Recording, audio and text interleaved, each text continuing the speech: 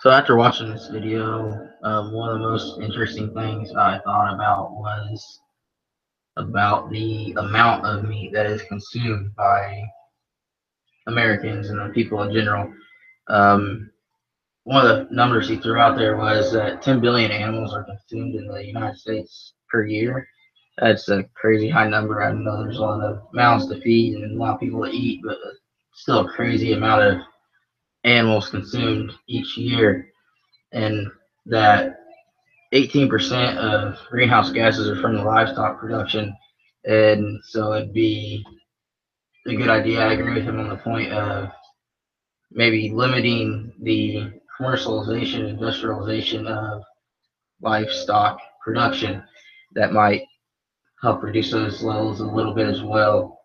Um, and another thing that stood out a lot is I agree with him saying that we don't need to eat as much meat as we do to stay healthy, which is you kind of hear otherwise eat meat, eat vegetables, eat everything. But he's saying how the more plants you get, it will actually help you live longer and prevent disease more, and that we don't need as much meat in our diets as we do consume. He said one of the things would he said that um, the experts recommend that adults should only eat about a half pound of meat per week, which is crazy because I look back, I think I have some sort of meat in almost every meal. So to cut back to half a pound a week would be a huge cutback for me, and then most people I'm assuming as well. And then another part that just really stuck out to me was him talking about the history of food.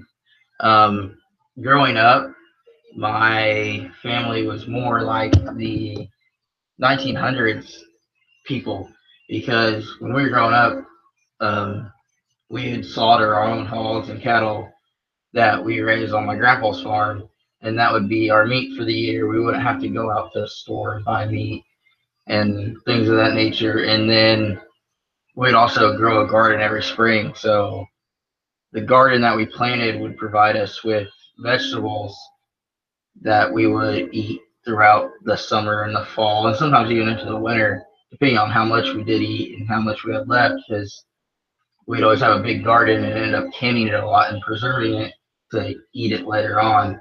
And even we had a couple of fruit trees in my house growing up as well. We had a pear tree, we had an apple tree, and so we get fruit. We had grapevine, I think, too, and a couple of rhubarb plants. So we have a little bit of everything just growing at the house. So that kind of brought back memories of my childhood and something that really stood out to me. Overall, it was a good video. I really enjoyed it and made you think about the meat consumption that we consume as humans.